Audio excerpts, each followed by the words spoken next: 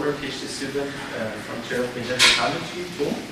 And today I have a chance to share some of my actually investigations through my research, and also bringing some ideas and insights about how to bring your ROS-based robots to Unity, which kind of following actually the previous talk. And thank you also the things that you initiated already. And so today's talk is about, I will talk a little about myself. The introduction is about what I basically did through my PhD. And then about Unity, which now I think you have a rough idea of what is it doing and why it's good. And we have actually lots of challenges, as the previous talk mentioned. It's not really easy to just drag and drop your robot model and you have everything there, so let's start, right? So there are lots of steps that you need to hack yourself. And we have lots of performance issues here, so which I will try to a bit dig in this topic. And then another hype topic here is reinforcement learning, which so we have like learning by demonstration, which was a previous hype topic. Then after that, you cannot teach all the variations to a robot. You need a digital twin in environment which you can replicate and repeat to learn them. So therefore, reinforcement learning is something that every one of us is interested to use. And thanks to the ML agent, which is an interface between Unity and OpenAI, you can leverage some of these algorithms there. And then I will share the latest, actually my project through my PhD, which is the robotic Turing, which I tried to solve robotic Turing through reinforcement learning and Unity. And then I will conclude that. So basically, starting from 2019, I was involved in a teleoperation project called 5G Munich testbed project, which it was a joint project between Chair of Communication Networks and Chair of Media Technology, which I was in charge of actually the robotic part and the operation part. So during actually the work, we investigated that Unity 3D is beneficial to create a tablet interface, and it was also beneficial to visualize the data, and at the end we tried to see how we can leverage the ML agents from the Unity 3D to transfer some skills to the robot. And from my actually research that I have done in all the simulation environments, non-rigid objects is bottleneck. So you cannot really simulate liquids or non-rigid bendable objects, let's say. So then my interest was higher in that time. And then I saw there is a plugin, NVIDIA Flex, which is also available in Unity. And then I tried to see how I can leverage this all together. And is it really possible to train skills to the robot? So Unity 3D is good because every one of us know that virtual reality is there, so you can connect your HMD devices. It has a really nice community, the asset store. It's cross-platform. You can run on your tablets and run on cloud everywhere. And the advanced graphics, which photorealism is something that all of us need. But why it's also good for robotics? Because it can support lots of other graphic interfaces like NVIDIA Flex.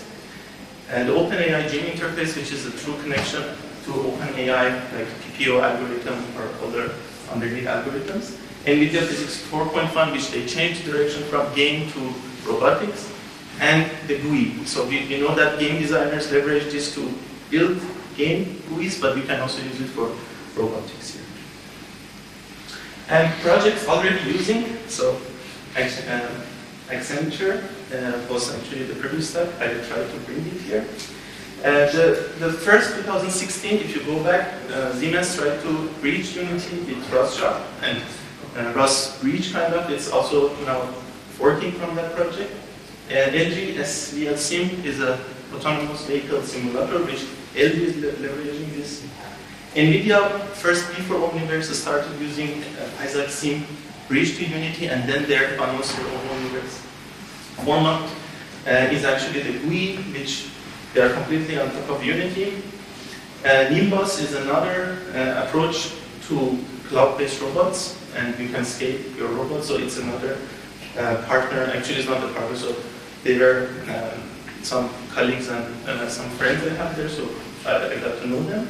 And also recently Google acquired Mojoko, which now is open source. They also announced another Mojoko plugin. So you can see how different people, different projects like the simple islands are bringing the connection to Unity, but still we have a gap.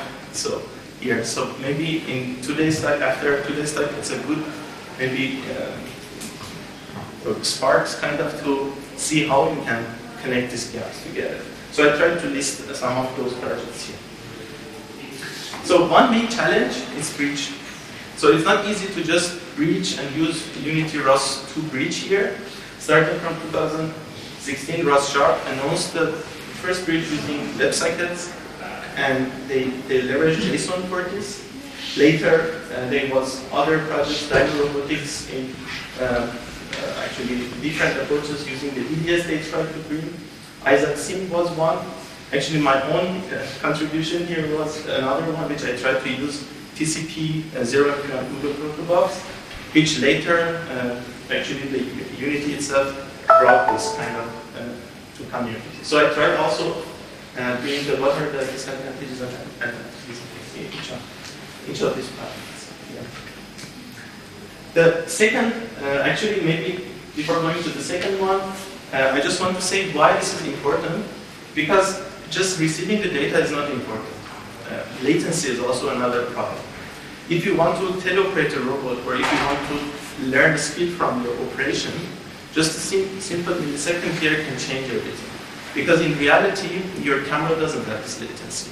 But artificially, you are adding this because of the decoding and encoding of the data. Right. So it's super important. So here, I just try to compare the WebSocket. It's a little later, the data. The TCP version with GPU accelerated version, you can see the frame even earlier. And the ROS2 bridge, of course it's ROS2, it's scalable, but it has a little latency at the end. So the second challenge, we have some sort of the sensor already built in, of course, like a 2D LiDAR that you mentioned. But now if you want to go higher, multi-layer version, dense maps, Unity will stop. Even now, imagine you want to transfer everything to the other side. But this is a challenge. Maybe our partners from SIG or you guys, you can help here to bring these RGBD cameras or other sensors to come. Haptics, another trend. You know maybe about haptic interaction devices, which are super high frequency, 4 kilohertz, 1 kilohertz. So Unity still cannot handle this. We need to always subsample the data. And realistic servo motors also are another thing, because everything is simplified there. If you want to have the correct model of your motor, you need to define it. And backward compatibility is another issue. Our robots are currently working with Gazebo. Now, if you want to come to Unity, you need to put everything other side and build everything from scratch. What if we can create maybe a converter that simply converts everything from Gazebo to Unity? So here we have Reality, Gazebo, and the RRS, which actually later I will tell you what is this part. So the robot here, I forgot to tell, the robot is a mobile platform from Kinova, and it has two dual arm, 7-degree rotation, and which in my project I tried to simulate the digital twin of it. So if I want to summarize the summary, so what is missing? The open source high performance sensors are missing. Data support from NVIDIA physics maybe is missing here, or shall we completely go to Mojoko? Benchmark white papers, more comparisons, and at the end selecting, okay, this is the right solution, let's go do this. And more open source projects. Lots of them, like NVIDIA or other partners who are working, are closed. So they just say, we have everything on cloud, and you cannot really see what's happening behind the scenes. But thankfully, we have lots of other projects which already are open source, which we need more of. So now, Optineer was bringing your robot to the Unity. Now, once you are in the Unity, we have this nice ML agent package in Unity 3D, which it tries to interface with OpenAI algorithms like PPO, SAC, and so on. And this is really good because you can have multi-instance version of your Unity, and all of them can share a brain together to your AI. So here, yeah, this is the demo project, if I can play.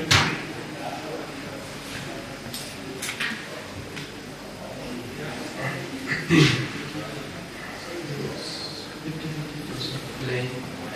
it's she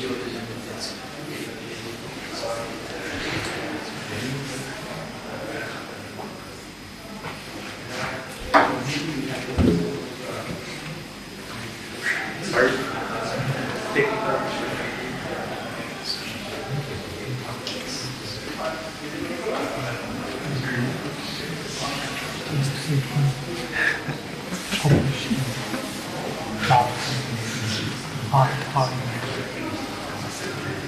Yeah. It's a long version. So, actually, this is the demo project that at the end you can see the source code. So it's about robotic curing, the main task that I tried to tackle. It was actually medicine handover to the elderly care. And we had this problem that so far we couldn't really tell this to the robots because of the simulation environment. So far they didn't support any liquid interaction. So in this work I tried to, or it would be better to say, we tried to leverage Unity 3D Flex and then at the end create a 32 environments. But here, maybe one drawback here is the robot completely is not in the loop. So still, maybe this can be improvement. But two hands only are trying to learn the coding. And we have different inputs here and two outputs, which is the velocity of the arm in the Cartesian space. And the inputs are the liquid features, the measurements of the containers, the target that the user desired, the desired value to be full. And we also try to improve Flex because Flex, when you just download it, it's like a chaos, right? So we try to create a sandbox project using Flex. And we try really carefully to tune the parameters of the Flex to simulate the actually liquid behavior. As you can see, so I just want to speed up.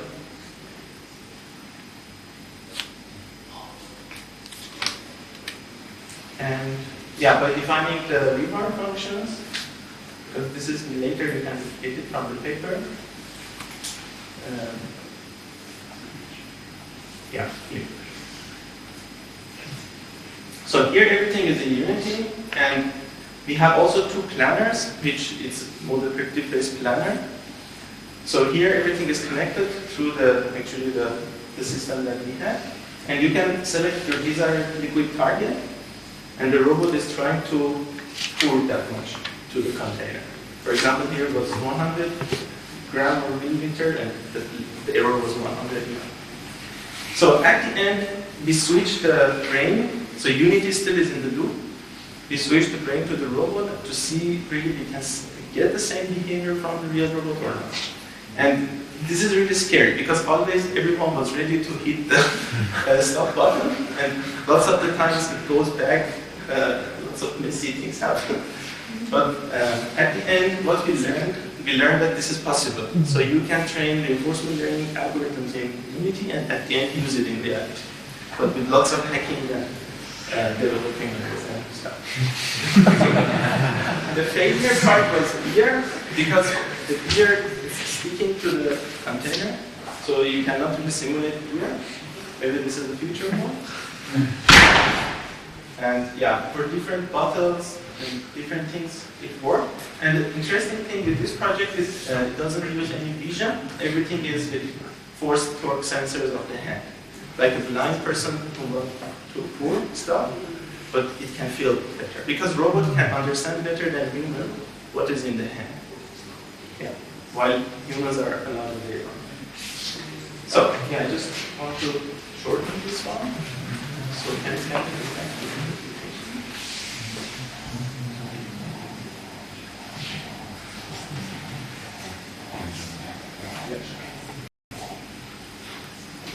Yeah, but for sure, this was the low quality version. As you know, Unity has the high definition pipeline, which is a separate project. We also tried to bring the Unity high definition pipeline there, but it's super slow. So when because the RTX part is in the loop, all the visualization part is in the loop, so you cannot really achieve a nice quality of work similar to what you can now achieve in only Super. So we tried to bring the libraries from the LGB scene to see if we can leverage it in the house environment, for example, the little package. And the result for one robot was working, but if you have multiple robots, it will collapse. So, and at the end, you can scan and you can contact me if you are interested in this topic. And of course, the project is open source in my GitLab, so you can fork or share or pull requests or anything. So I'm happy to answer your questions.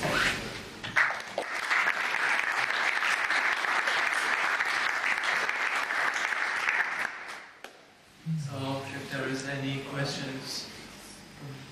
Yes, I have a question about, so Flex is C++ only, Unity is C#. Did you have to build that bridge yourself, or is it existing already? So NVIDIA already produced the wrapper, kind of, but it's quite old. So they don't have any support for you. So it's an abandoned project in GitLab. Yeah, and it supports all the functionality underneath from the Flex, but with C#. Yeah. And you can also interface between the C# to the Flex using particles. So there is a layer particle system in the Unity, which you can see all the position-based particles from the Flex to the Unity. Can you tell more about this bridge with Flex and did you open source that? No, Flex is already open source. It's from NVIDIA. So the bridge connection between Unity and the Flex? It's there, yeah. It's there? Yeah, it was in the asset store, but I don't know why now it's disappeared. So they even, because they are not really supporting. My feeling is they are just pushing everything to Omniverse and they don't like people to use Unity. It's like, of course, it's competitor. Right? But it's still open source. In my project, you can see the folders and the source code. So even if you cannot find in the asset store, it's there. So you can at least open the sandbox and use this system.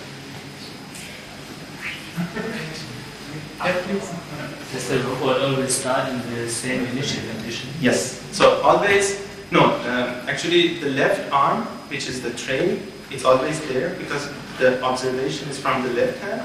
But the pouring hand, which is the right hand, it can start from any position. So the robot learns how to generalize this because it needs to minimize the distance and then.